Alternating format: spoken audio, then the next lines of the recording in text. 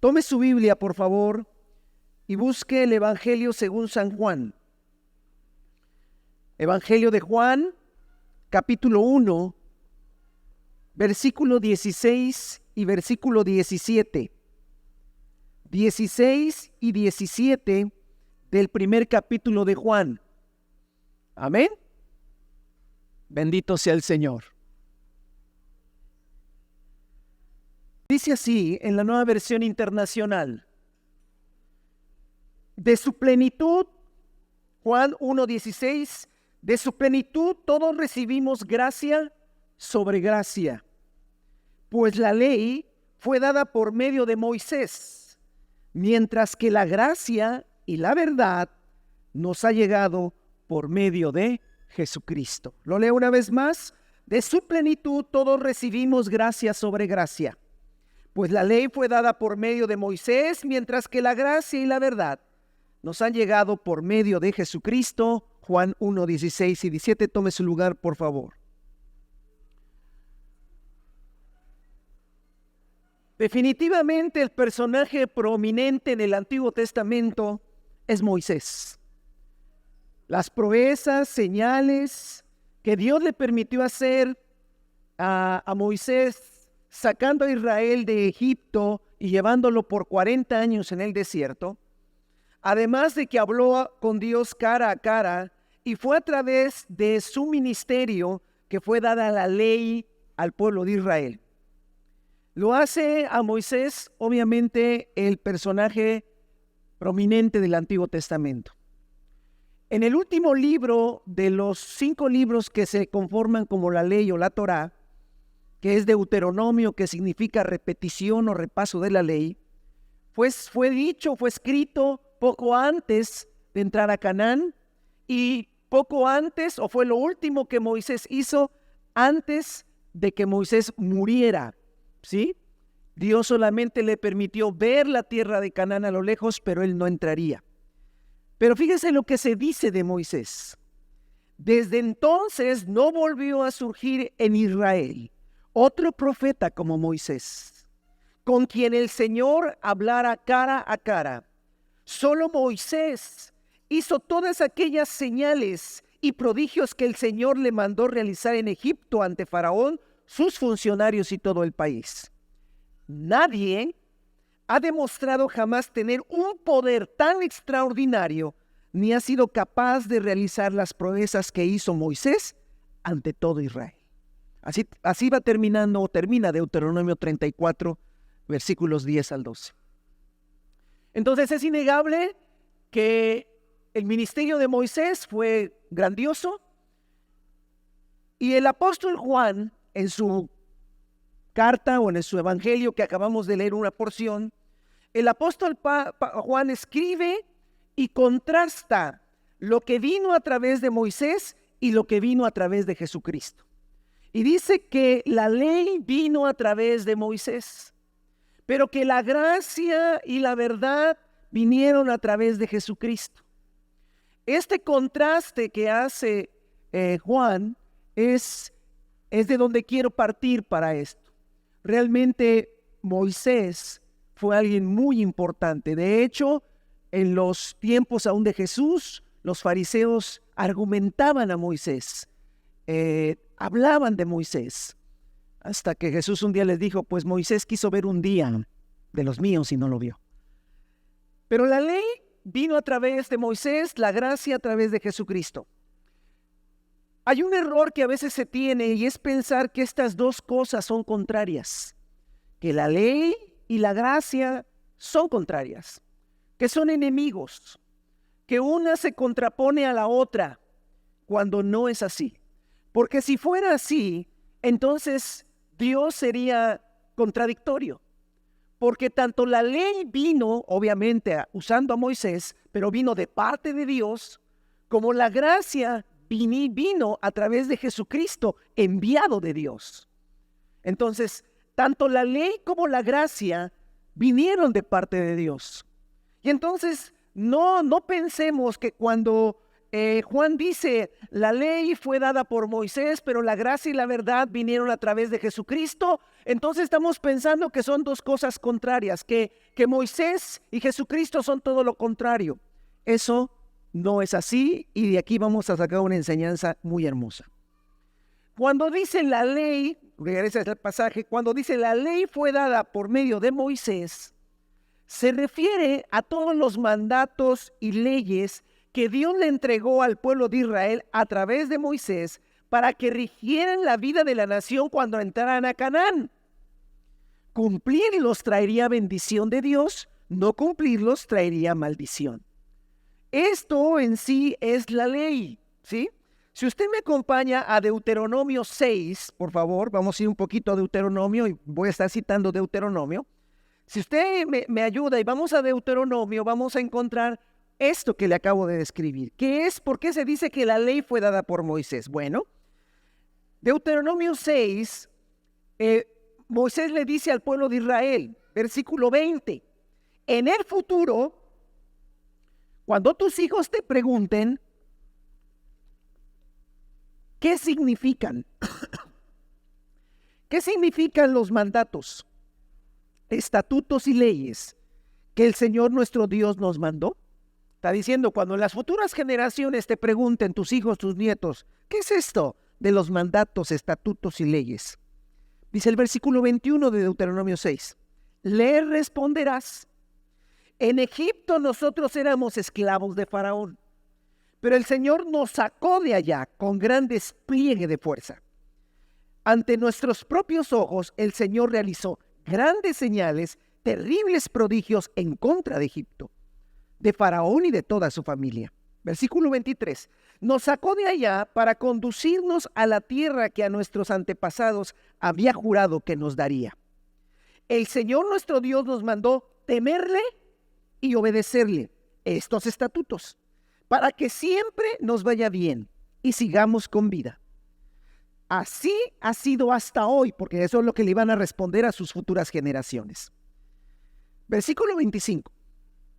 Y si obedecemos fielmente todos estos mandamientos ante el Señor nuestro Dios, tal como nos ha ordenado, entonces seremos, ¿qué? Dígalo otra vez, entonces seremos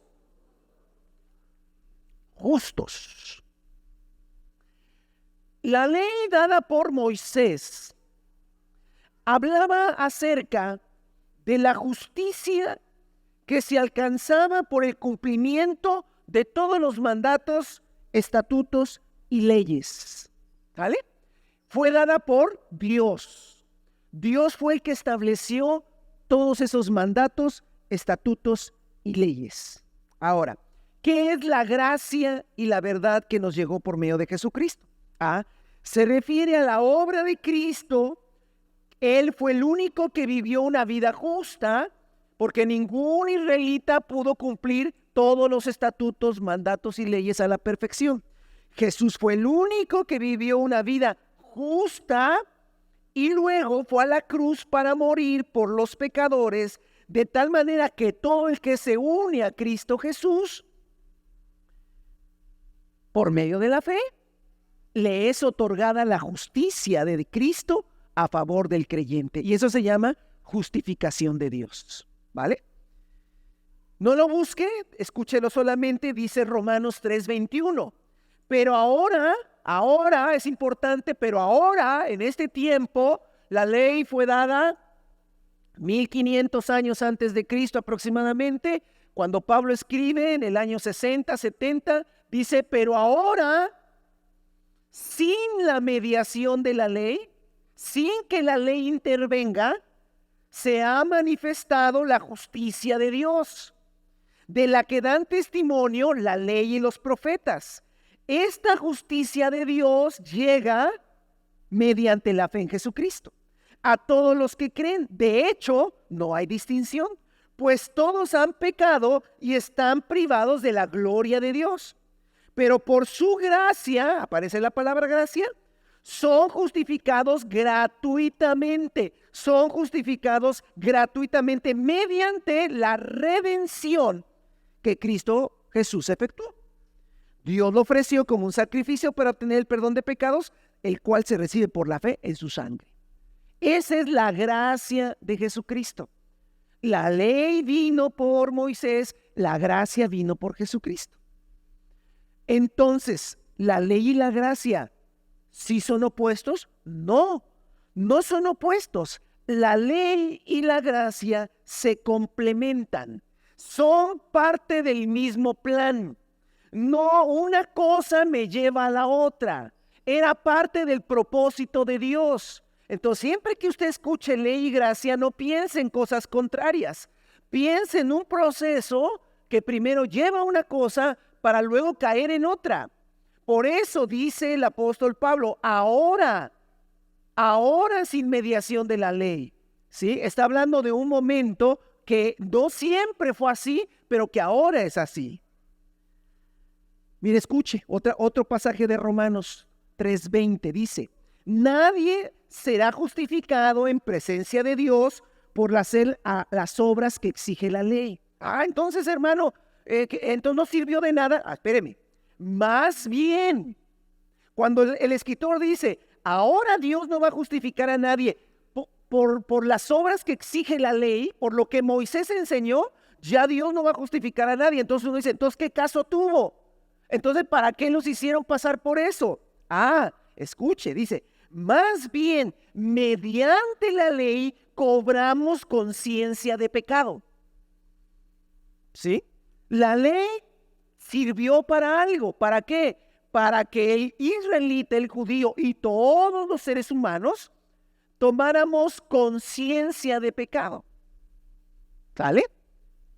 ¿Qué quiere decir conciencia de pecado? Que me diera cuenta de mi condición de pecador y mi condición de esclavo del pecado. Mire, por ejemplo, otro pasaje, este es Romanos 7, dice, concluimos pues que la ley es santa. ¿Verdad? ¿Por qué dice Pablo que la ley es santa? Porque la ley vino de Dios. La ley es santa. El mandamiento, está hablando de Moisés, vea que no los pone en contraposición, dice, el mandamiento es santo, el mandamiento es justo, el mandamiento es bueno. Pero entonces lo que es bueno se convirtió en muerte para mí. Sí, porque está diciendo que a través de eso bueno, santo y justo, tuve conciencia de pecado. Y cuando me di cuenta, cuando tengo conciencia de pecado, entonces soy deudor ante Dios. Y entonces el apóstol Pablo dice, entonces lo bueno se convirtió en muerte para mí. De ninguna manera, dice. Más bien fue el pecado. Fíjese que no dice los pecados, dice el pecado. No está hablando de los actos pecaminosos, está hablando de esa fuerza interna que todo ser humano, por desgracia, tiene, que se llama pecado, que es aquella fuerza e inclinación a hacer todo lo contrario a lo que Dios establece. Entonces dice, pero no, dice, lo que es bueno se convirtió en muerte para mí, de ninguna manera, más bien fue el pecado, fue tu naturaleza pecaminosa. Lo que valiéndose de lo bueno que es la ley, me produjo la muerte. Ocurrió así, ¿y por qué ocurrió así? Ahí te va, ocurrió así para que el pecado se manifestara claramente, sin duda. Para que nadie argumente, no, aquí está. O sea, para que mediante el mandamiento se demostrara lo extremadamente malo que es el pecado. Esta sociedad, hermano, va camino a prohibir la predicación del evangelio. Por si usted no se ha dado cuenta. A través de todas las ideologías, la idea es que se deje de predicar el evangelio. Sabemos que el mundo está dominado ¿por quién? Por el enemigo. Si no se predica el evangelio, si la gente ya no lee la Biblia, si la gente, hermano, ya no va al Antiguo Testamento, ya no lee la Escritura, si ya no se proclama el evangelio, ¿qué va a pasar? La gente no va a tener ¿qué? Conciencia de pecado. Y al no tener conciencia de pecado, no necesita un salvador. Y entonces el enemigo se va a llevar millones de personas al infierno y a la condenación eterna. Porque solamente cuando tenemos conciencia de pecado, es que entonces tenemos necesidad de un salvador que es Cristo Jesús. ¿Alaba el nombre del Señor? ¿Ok? Mire, por ejemplo, un pasaje más, este está en Gálatas. Antes de venir esta fe, es decir, esta fe de la cual hablamos, del Evangelio, vino, ¿quién la trajo? Jesucristo. La ley vino por Moisés, la gracia y la verdad vinieron por Jesucristo. Antes de que viniera esta fe, la ley nos tenía presos, ¿sale? Encerrados, hasta que la fe se revelara. La ley nos tenía cautivos, dice otra versión. Así que la ley, escuche, vino a ser nuestro guía, nuestro encargado de conducirnos a Cristo. Entonces la ley, hermano, fue algo bueno. La ley fue algo glorioso. La ley fue algo que Dios estableció. ¿Para qué? Para que nosotros nos diéramos cuenta, sí, que somos pecadores, y entonces cuando viniera la gracia y la verdad, corriéramos hacia allá. La ley vino a ser nuestro guía encargado de conducirnos a Cristo para que fuésemos justificados por la fe. Pero ahora que ha llegado la fe, ya no estamos sujetos al guía. Ahí está el punto. Ahora que estamos en la fe, ya no estamos sujetos al guía, porque el guía solamente nos trajo. ¿Me entiende? Es como si tú le pidieras a alguien, a un taxi en una ciudad, ¿verdad?, que te llevara a la casa de un familiar, un pariente. O que te guíe. Tú vas en tu carro y le dice el taxi, oye, ya me perdí. Dice, tú sígueme. Y entonces el taxi me va guiando. O sea que dice, mira, aquí es el domicilio. ¿Verdad? Ya de ahí en adelante el taxi ya terminó su propósito. Ya ahora si vas a otro lado ya no vas a ir siguiendo al taxi. Ya llegaste a donde tienes que llegar. La ley nos llevó a donde nos tenía que llevar. ¿A quién? A Cristo Jesús. Entonces, en resumen, la ley que vino a través de Moisés es parte importante. Escuche, la ley es una parte importante, diría yo, importantísima del plan de Dios. Por eso, iglesia, no deje de leerla. No diga, ya, eso ya pasó, ya. A veces nos hace falta un poquito de más conciencia de pecado. ¿Me entiende?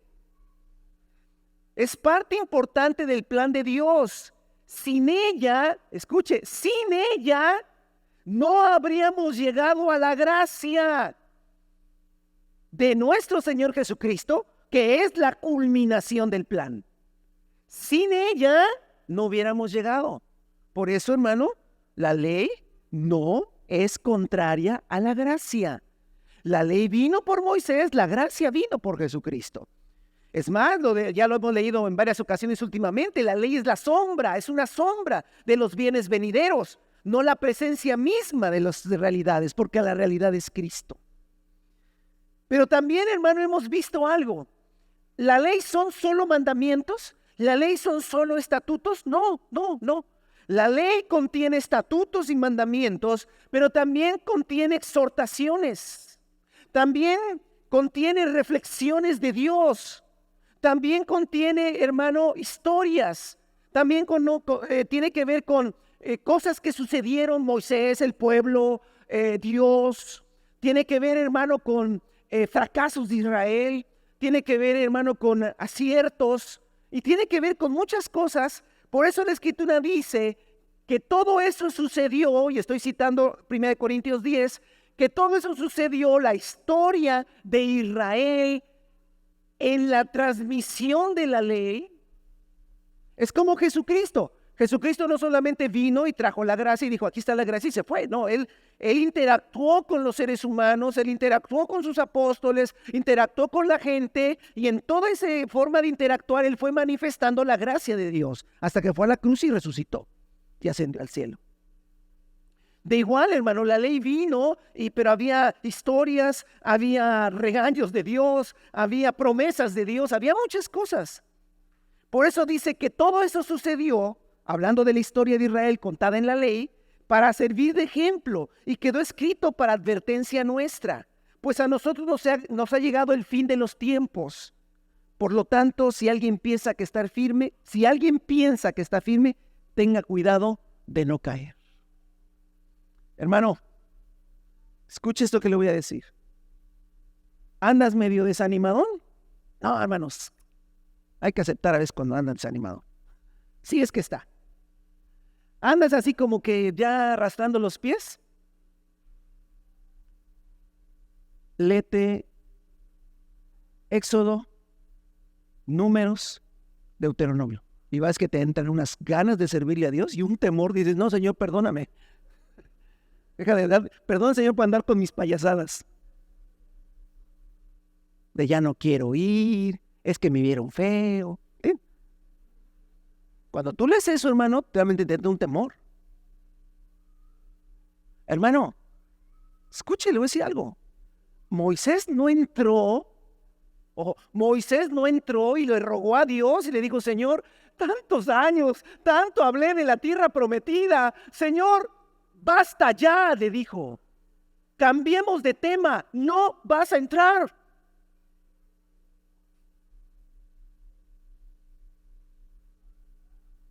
Creo que nos hace falta, hermano, conocer eso para dejar de estar haciendo cosas niñerías con Dios. Y estoy hablando de Moisés, Solo porque una vez le dijo el Señor, golpea la roca, habla a la roca, golpea la roca, habla a la roca y dale. ¿Y sabe qué fue a hacer? A regañarlos y a decirles, es que ya me tienen fastidiado. Y dijo Dios, o sea, eres tú el que da el agua, no entras. Hermanos, si alguien piensa estar firme, tenga cuidado de no caer. Y la manera de tener mucha precaución con Dios está en la ley.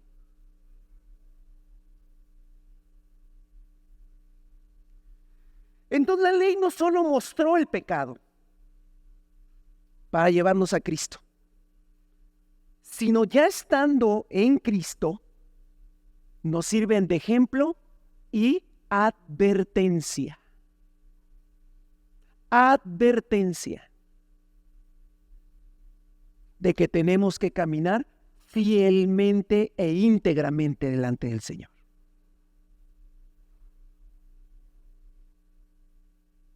Realmente, hermano, es por la misericordia del Señor y la gracia de Dios que no hemos sido consumidos, A veces hemos dicho cada cosa y hemos tomado tal actitud que, wow, que porque estamos amparados en el nombre de Cristo, hermano. En otros tiempos ya veríamos, hermano.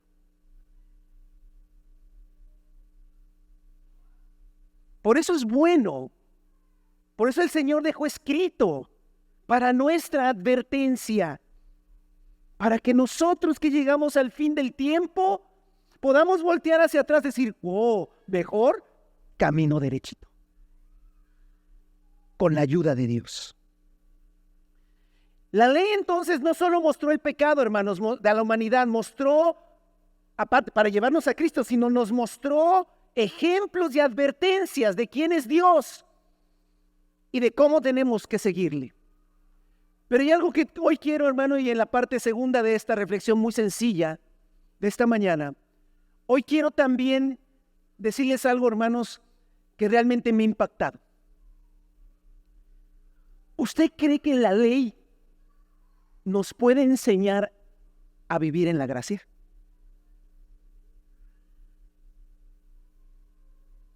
¿Usted cree que la ley también nos puede enseñar? Porque dice que fue escrito para nuestra enseñanza. Pablo le dice a Timoteo, toda escritura es inspirada por Dios y es útil para enseñar, para redarguir, para instruir. La pregunta, hermano, ¿en la ley podremos encontrar enseñanza? Por ejemplo, Jesucristo dijo, el Señor nos habló de permanecer, de quedarnos a vivir, de no movernos de su amor. Juan 15:9. Los apóstoles hablaron de crecer en la gracia de nuestro Señor Jesucristo. Segunda de Pedro 3. Nos exhortaron a no caer de la gracia. Gálatas capítulo 5. Los apóstoles del primer siglo deseaban que la gracia de Dios fuera en todo tiempo en los creyentes. Así saludaban, así se despedían, la gracia y la paz. El Nuevo Testamento, hermano, nos exhorta a crecer en la gracia, nos exhorta a permanecer en la gracia, nos exhorta, hermano, a no caer de la gracia, nos exhorta, hermano, a todo tiempo vivir en la gracia. ¿La ley nos hablará de la gracia? ¿La ley nos podrá poner un ejemplo o palabras del Señor para aprender a permanecer y crecer en la gracia de Dios? Hermano, leyéndolo me di la gran sorpresa de mi vida. Hay ejemplos de la gracia de Dios maravilloso. El tema, hermano, porque siempre hay que ponerle un tema a esto y me cuesta mucho ponerle nombres a los temas. Y le puse, a esto se le llama gracia. Y ahora sí quiero que vaya nuevamente a Deuteronomio capítulo 6. Y a esto que voy a leer se le llama gracia. Deuteronomio 6, versículo 3 en adelante. ¿Y a eso se le llama qué, hermano? No estoy en el Nuevo Testamento, estoy en el Antiguo, Escucha, Israel, versículo 3, y esfuérzate en obedecer. Así te irá bien y serás un pueblo muy numeroso en la tierra, donde abunda la leche y la miel, tal como te lo prometió el Señor, el Dios de tus antepasados. Escucha, Israel, el Señor nuestro Dios es el único Señor. Ama al Señor tu Dios con todo tu corazón, con toda tu alma y con todas tus fuerzas. Grábate en el corazón estas palabras que hoy te mando. Incúlcaselas continuamente a tus hijos. Háblales de ellas cuando estés en tu casa, cuando vayas por el camino, cuando te acuestes, cuando te levantes. Átalas a tus manos como un signo. Llévalas en tu frente como una marca y escríbelos en los postes de tu casa y en los portones de tu ciudad. Por aquello de los que se nos olvidan las cosas, es una buena recomendación.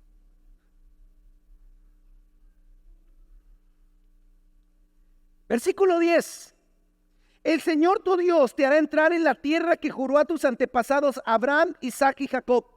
En una tierra, en una tierra con ciudades grandes y prósperas que tú no edificaste. Vas a entrar y vas a encontrarte unas ciudades enormes, amuralladas, preciosas, prósperas, que tú no pusiste ni un ladrillo. Con casas llenas de toda clase de bienes que tú no acumulaste. Vas a entrar a casas que están rellenas, las despensas, el refrigerador y un montón de cosas que tú no compraste. Con cisternas. Déjeme traerlo al tiempo de acá. Su cisterna para que tire todo el agua que quiera, ¿verdad? Para que me bañe, mi piscina, todo. Que tú no cavaste. Porque si no sabe, hermano, hacer una cisterna cuesta un chorro. Hacer un hoyo es de las cosas más difíciles que hay. Te lo vas a encontrar con viñas y olivares que no plantaste. Cuando comas de ellas y te sacies de cosas que tú no lograste, cuídate de no olvidar del Señor que te sacó de Egipto, la tierra donde eras, y te recuerdo que eras esclavo. Hermano, cuando disfrutas de algo que no ganaste, cuando disfrutas de algo que no construiste, cuando disfrutas de algo que no merecías, ¿cómo se le llama? A eso se llama gracia, hermano. Eso se llama gracia. Por si usted no ha entendido qué es gracia. Esto es gracia. Y uno, hermano, piensa que la ley, claro, pero hermano, la ley nos llevó a la gracia perfecta de nuestro Señor Jesucristo, pero ya esbozaba, ya decía el corazón de Dios, la gracia. Por eso este mensaje se llama, a esto se le llama gracia. ¿Quiere otro? Deuteronomio 7, versículo 1.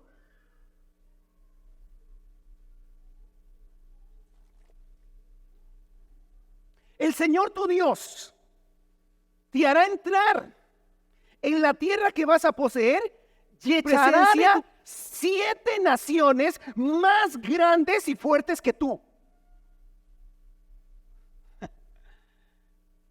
Vas a entrar a la tierra y te vas a encontrar con 7 naciones más grandes y más fuertes que tú. Los hititas, le dijo el Señor, son más fuertes que tú. Los gergeseos son más grandes que tú. Los amorreos, ni se diga, son muchos. Los cananeos, los fereceos, los heveos y los jebuseos. Todos ellos, cada uno, es una nación más grande y más fuerte que tú. ¿Pero qué crees? Los echaré de tu presencia. Versículo 8. 7 por ahí, el 7. Dice, el Señor, sigue diciendo otras cosas, pero aquí quiero aclarar, en el 7, el Señor sintió afecto por ti. Encariñó, dice otras versiones. El Señor dijo, ay, estos, mira, me dan lástima. El Señor sintió afecto por ti y te eligió. Aunque no eras el pueblo más numeroso, eras el más insignificante de todos. O sea, la verdad, bien chafa. Y aparte terco. Todo tenía, hermano. Pobre y terco. Versículo 8. El Señor te ama y quería cumplir su juramento a tus antepasados. Por eso te rescató, y lo vuelve a remarcar, de la esclavitud, de la esclavitud. No me salgas con que tú eras de la alta. No me salgas con que tú eras jefe. No me salgas con que estabas mejor que antes. Eras esclavo. Te rescató de la esclavitud, del poder de Faraón, del rey de Egipto, y te sacó con gran despliegue de fuerza. Por tanto, reconoce que el Señor tu Dios es el único Dios, el Dios fiel, que cumple su pacto por 1000 generaciones y muestra su fiel amor a quienes lo aman y obedecen sus mandamientos. Cuando te ayudan a derrotar a enemigos más fuertes que tú, cuando te eligen por ser el más insignificante, cuando te rescatan de la esclavitud porque sintieron afecto o cariño por ti, pero no te lo merecías, ¿eso cómo se llama? Gracia.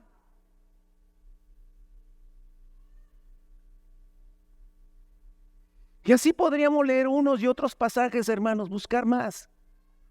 Pero es muy gráfico lo que es la gracia de Dios. Ahora te quiero pasar a la realidad, hermano. Que alguien inocente muere en la cruz por alguien tan horrible y tan feo como tú y como yo. El feo lo será usted. No estoy hablando de lo físico, sí estoy feo, ya sé. No me lo tiene que recordar. Déjese, la cara es lo de menos, hermano. El corazón.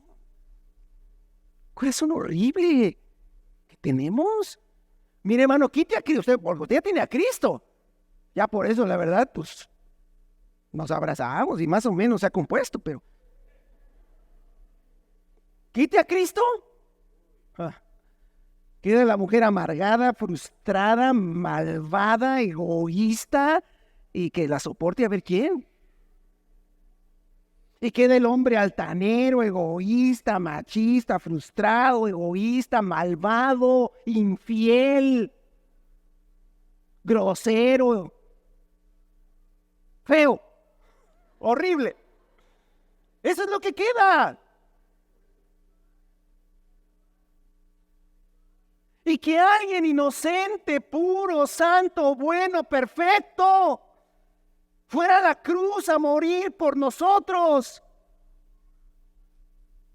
y ya no se nos considere culpables de eso y seamos transformados en otras personas. ¿A eso qué se le llama, hermano?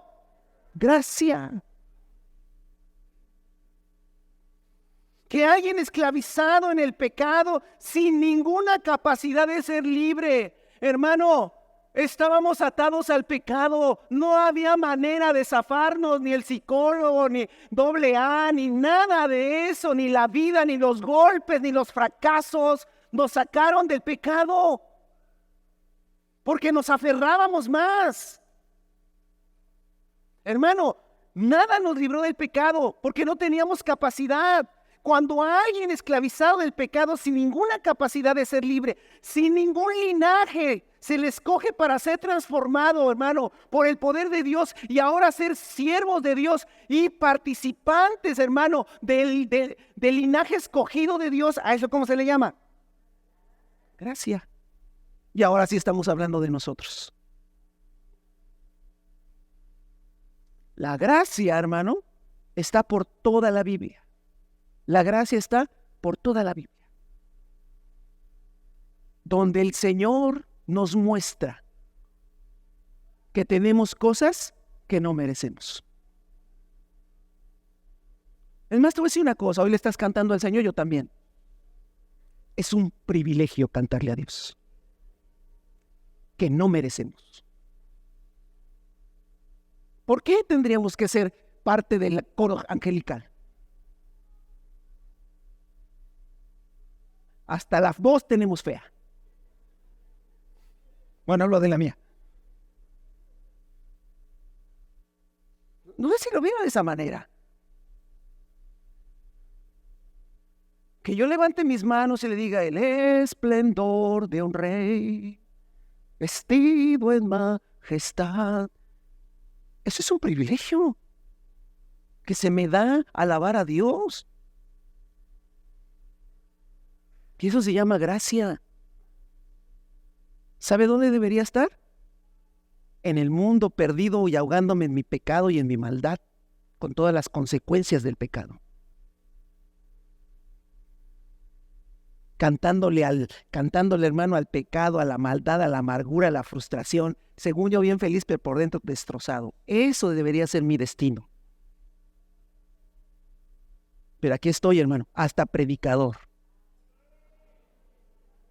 Vaya que se llama gracia, hermano.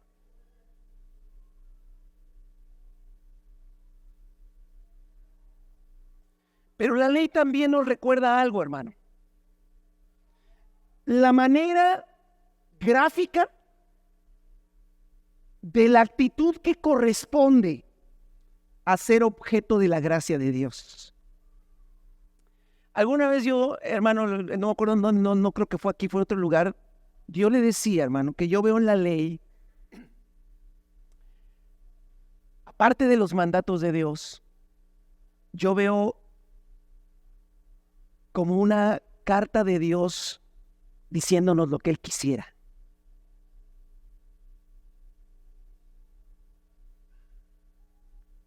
Por ejemplo, cuando habla del diezmo, dice, y diezmará, y todo el mandato, ¿no? Para que me pongas en primer lugar. Porque Dios quiere ser ¿qué? En primer lugar. O sea, mira, no sé si me entiendes, yo quiero ser el number one.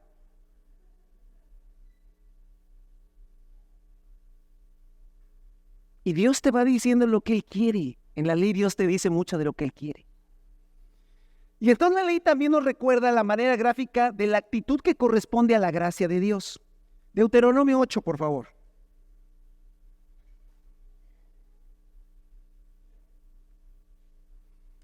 Mi hermano, yo no entendía, tal vez usted vive en Fortín, es originario de Fortín y disfruta de montes y cerros y ríos, que si los hubiéramos cuidado no estarían contaminados, pero bueno, ríos, hermano, y todo verdor. Cuando viene gente y nos visita por acá, todo está verde, siempre está verde. Y usted ni cuenta se da, hermano. Por estar viendo el celular se da cuenta que todo está verde. ¿De dónde venía Israel? De Egipto. ¿Y Egipto es qué? Y luego se fue al Sinaí. ¿El Sinaí qué es? Y luego caminó 40 años. ¿En dónde? ¿Y qué hay en el desierto? Pura arena, puro sol, puro calor, pura incomodidad. ¿Ah? Hermano, hoy estaba revisando y la tierra de Canaán está conformada por 3 cordilleras. O sea, hermano, ellos entraron a una tierra. Ahorita usted tiene Google y googlea y ya conoce todo el mundo, ya viajó por todo el mundo, felicidades. ¿Ah? Pero en aquel tiempo ellos habían visto arena, arena, arena, arena, arena. No tenían una foto de Canaán, no tenían una televisión o una compu para ver cómo era Canaán. Ellos, hermanos, lo único que sabían, esos niños, porque fueron los niños que salieron siendo niños de Egipto y crecieron en el desierto, habían visto pura arena. Y Moisés, por eso Moisés quería verlo, hermano.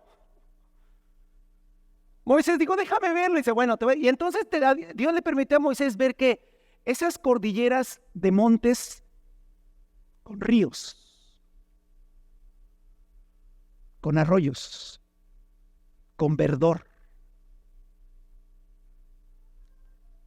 Dice, versículo 7 de Deuteronomio 8.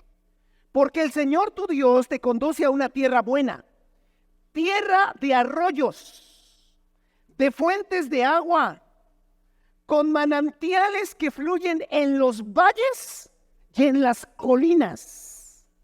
¿Vale? Valles y colinas que ellos nunca habían visto.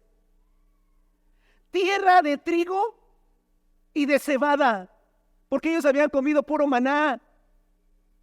Y en la tarde, maná, y al otro día, maná. No habían sembrado, no habían tenido una cosecha. Tierra de trigo y de cebada, de viñas, higueras y ganados, de olivares, aceite y miel. ¿Usted cree que en el desierto hay abejitas ahí con sus... No. A usted le regalaron ya miel, ya tiene como 3 de miel que ni se los come. Pero ellos no tenían eso. Tierra donde no escaseará el pan y donde nada te faltará. Escuche, tierra donde las rocas son de hierro. ¿Y para qué quiere el hierro? Es riqueza, hermano. Ojalá que nuestras rocas fueran de hierro. Y cuyas colinas sacarás cobre. Si el que se andan robando la gente, porque ese. Versículo 10. Ahí va. Cuando hayas comido y estés satisfecho, cuando hayas comido y estés satisfecho, toma tu siesta, descansa y que no te preocupe nada. Te quiero ver dormidito así, y que diga Dios, qué lindo. Ahí va el corazón de Dios, hermano. ¿Quiere conocer el corazón de Dios? ¿Qué hay en el corazón de Dios? Cuando hayas comido y estés satisfecho, alabarás al Señor tu Dios. Alabarás al Señor tu Dios por la tierra buena que te habrá dado. Veo ahorita a Moisés, porque sé que es Dios, pero es Moisés, diciéndole al niño, cuando vayas a la fiesta y te den tu pastel, tú da las gracias, Entonces Moisés dice, por favor, cuando coman, cuando se sacien, yo no voy a estar, porque a mí no me dieron chance de entrar. Pero cuando estén ahí y vean las viñas y vean el monte y vean todos los ríos y todo, y cuando coman y sean satisfechos, oigan, alaben a Dios. Las conozco que son bien ingratos. Alaben a Dios por la buena tierra que les habrá dado. 11. Pero ten cuidado de no olvidar al Señor tu Dios. No dejes de cumplir sus mandamientos, leyes, estatutos que yo te encargo hoy. El 17, hermano, este es gráfico. No se te ocurra pensar, dígalo conmigo, no se te ocurra pensar que esta riqueza es fruto de mi poder y de la fuerza de mis manos. No la rieguen. Digo, Moisés, por favor, cuando estén allá no se vayan a olvidar que eran esclavos, a olvidar de la gracia, no se olviden de la gracia. Y que cuando estén ahí, estén comiendo, estén bien satisfechos, no digan, somos re fuertes, somos re inteligentes, y nosotros lo hicimos con nuestro poder y nuestras manos. Versículo 18, recuerda al Señor tu Dios, porque es Él quien te da el poder para producir esa riqueza. Así ha confirmado hoy su pacto que bajo juramento hizo con tus antepasados. Te quiero decir, muchachos, sobre todo hablo a los jóvenes, no porque nosotros ya vamos de salida, pero pues tampoco ya. Jóvenes, el pensamiento de este tiempo del tengo las cosas porque yo estudié, tengo las cosas porque yo trabajé, tengo las cosas porque es mi esfuerzo, ese pensamiento es antibíblico, antigracia de Dios. Y lamentablemente, hermano, se está metiendo en muchos cristianos. Yo he escuchado a cristianos decir, pues sí, pero uno se tiene que, pero es que yo he hecho cosas, por eso es que el Señor, no. Aguas. Por alguna razón que a veces escuchas la radio, escuché a un comentarista muy famoso que le preguntaron que cuál había sido el éxito, y él dijo esto, ¿bien? Y estoy seguro que mucha gente, hermano, que habla, como pasa en Estados Unidos, también pasa hoy, muchos de esos niños fueron a la iglesia de pequeños. Si no, no dirían cosas. Entonces yo escuché a un comentarista muy famoso, creo que es el más famoso comentarista de fútbol que hay, lo entrevistaron para ver cómo había logrado todo y él dijo, primer cosa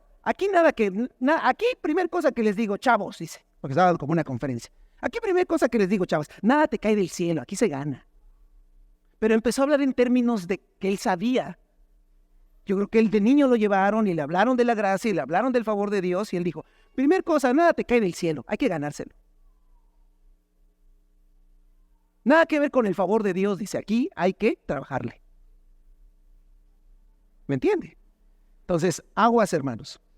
Porque la actitud cuando entendemos la gracia, según lo que leemos en la ley, es alabar a Dios, es no olvidar al Señor, es obediencia y es renovar nuestra mente. Es que nuestra mente, hermano, se renueve y no olvide al Señor y no se deje convencer. Hermano, no se te ocurra pensar, eso dice el Antiguo Testamento. Desde 1500 años antes ya estaba hablando el Señor, porque todo fue escrito ¿para quién? Entonces, hermano, en realidad le estaba hablando al pueblo de Israel, pero no está hablando a nosotros. No se te ocurra pensar, porque si piensas de esa manera, estás frito. De la gracia habéis caído. ¿Cómo permanezco en la gracia, hermano? ¿Cómo permanezco en el amor de Dios? Alabando a Dios, no olvidándome que el Señor es el que ha hecho todas las cosas, obedeciendo a Dios y renovando mi mente. De esta manera fue como la intención de Dios en su ley se cumple en nosotros. No solamente nos da conciencia de pecado, nos enseña qué es la gracia a la que íbamos a llegar y nos enseña la actitud que debemos tener cuando nosotros alcanzamos la gracia de Dios. En esta mañana, hermanos, en el nombre de Jesús, yo quiero hacer, como siempre, un llamado, una exhortación a todos nosotros. Si tú ya entregaste tu vida a Jesucristo, si tú eres de Dios, si tú eres una mujer de Dios, eres un hombre de Dios, eres un joven de Dios, que no se te olvide que es la gracia del Señor. No hicimos nada para estar aquí, fue que Él sintió compasión de nosotros. Así como Israel, éramos los más insignificantes. No teníamos ninguna virtud, puros pecados es lo que teníamos. Y estamos aquí, hermanos, por su gracia. Y no hablo de este lugar, hablo de estar en Cristo por su gracia y su misericordia. Que cuando tú hables de otros no digas, esa vecina, y es carre gorda, es chismosa, es esto es lo otro. Así eras tú. Esos quién sabe qué es, que quién tras lo otro, bien payasos. Así eras tú. Estamos en Cristo Jesús por la misericordia de Dios. Y estamos aquí, hermanos, por la misericordia del Señor y por su gracia. Nuestros pecados han sido perdonados. Ese es el verdadero amor. No morir por alguien bueno, morir por alguien malo. Y Cristo murió por todos los pecadores. Alábale, obedécele, que no se te olvide. No empieza así, que tú eres la víctima y que tú eres el héroe. Ni eres víctima, ni eres el héroe. ¿Sabe quién fue la víctima? Cristo Jesús. ¿Y sabe quién fue el héroe? Cristo Jesús. No eres la víctima, no te deben nada, no te tienen que hacer honores, no te tienen nada. Da gracias al Señor por estar en Cristo Jesús y ser parte de su reino. Y se acabó el asunto. Amén. Pero también si no has entregado tu vida a Jesucristo, si no has rendido tu corazón al Señor, la ley te juzgará. ¿Cómo quieres que te juzgue Dios? Porque un día todos estaremos ante Dios. Todos, esas no las zafamos nadie. ¿Cómo quieres ser juzgado? ¿Por la ley o por la gracia? Porque si la ley me sirvió para darme cuenta de mi pecado y pude correr a la gracia de Jesucristo, cuando llegue a la presencia del Señor, la gracia de Jesucristo será la manera en que Dios me vea. Si desecho la gracia de Jesús, voy a tener que enfrentar la ley y mi pecado. Y la ley me va a decir que desobedecí a Dios y que soy pecador y que necesito pagar mi deuda eternamente. Por eso el llamado siempre es: entrega tu vida a Jesucristo, entrega tu vida al Señor. Si tú eres un creyente y andas medio arrastrando la cobija, la verdad es que esas actitudes son muy riesgosas. No le des cavidad al enemigo. Porque al final de cuentas, amada iglesia, Dios quiere que a través de nuestra vida muchos le conozcan. Ponte de pie. Quiero leerte, ya no lo busques, quiero que lo escuche. Es Deuteronomio 4, luego lo busca. Es hermoso esto que le voy a leer, hermano.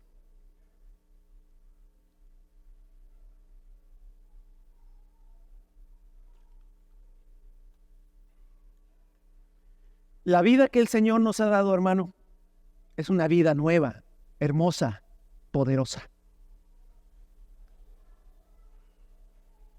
Moisés les dijo en Deuteronomio, escúchelo por favor: miren, yo les he enseñado los estatutos y las leyes que me ordenó el Señor mi Dios, para que ustedes los pongan en práctica en la tierra de la que ahora van a tomar posesión. Obedézcanlos y pónganlos en práctica. Ahí le va. Así demostrarán su sabiduría e inteligencia ante las naciones. ¿Qué está diciendo? Moisés le dijo: pongan por obra los mandamientos. No matarás, no robarás, no hagas ídolos, guarda el sábado, no comas camarones, no comas ostiones, no comas puerco, el hombre vista como hombre, la mujer como mujer, cada 7 años perdónense. Y me podría poner a decir todo eso, dice, para que las naciones vean la inteligencia y la sabiduría de ¿quién? Sigo leyendo. Ellas, las naciones, oirán todos esos estatutos y dirán: en verdad que es un pueblo sabio e inteligente.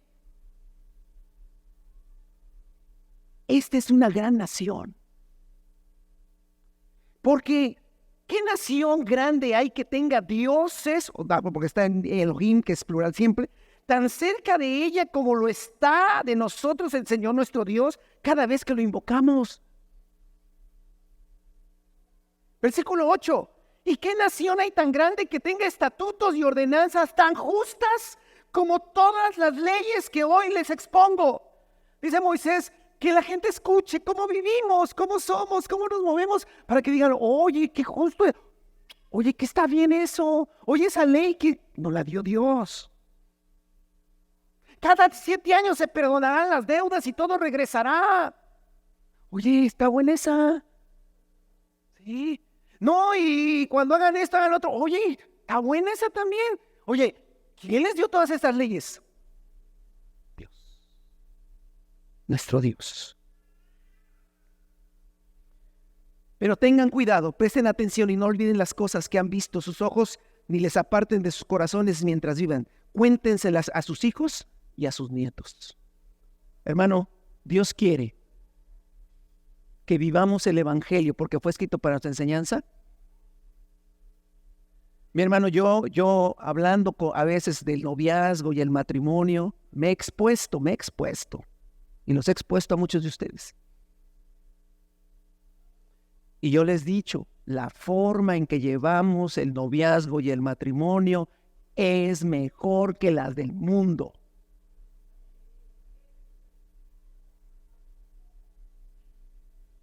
Y a las pruebas me remito. Todavía no se me divorcia ninguno. El mundo,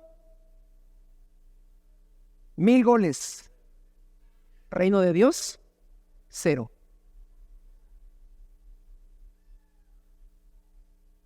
Pero vienen los jóvenes. ¿Y por qué?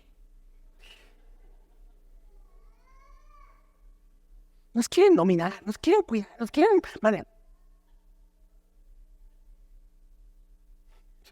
¿Qué puedes hacer?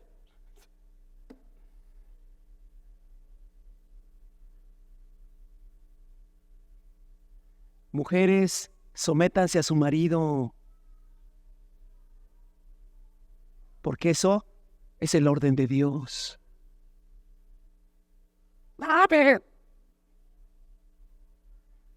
Maridos, sométanse a Cristo. Hijos, todo eso, hermano, dice el Señor, para que las naciones digan, wow, de veras que son sabios e inteligentes. Porque la mujer sabia edifica su casa, mas la necia con sus manos la derriba. Y me expongo, hermano. Porque aquí en esta congregación, que es la que yo conozco y otras, aquí hay mujeres sabias, maestras del bien, que su casa ya se hubiese caído, pero no se ha caído porque son sabias. Muchos hijos ya no estuvieran en el camino si no fuera por muchas mujeres sabias aquí. Pero todavía hay algunas que dicen, ¿y por qué me tengo? Porque esto es sabio y inteligente. Y Dios quiere que le enseñemos a las naciones, que le enseñemos que el hijo está en casa y tiene 20 y tantos años y se reporta con sus papás. Sí, eso es sabio y inteligente. No, pero allá de afuera dicen que me muestren sus resultados. Que me muestren sus resultados. Que me muestren que si un hijo no se sujeta le va a ir bien. Que me muestren. No me pueden mostrar nada. Que no los engañen, jóvenes. Es que en la iglesia te engañan. No, ellos son los que te quieren engañar. Pues voy a ir a ver, dale. El Señor tenga misericordia y pueda regresar. Pero hermanos, es tiempo de mostrar al mundo la sabiduría y la inteligencia de Dios.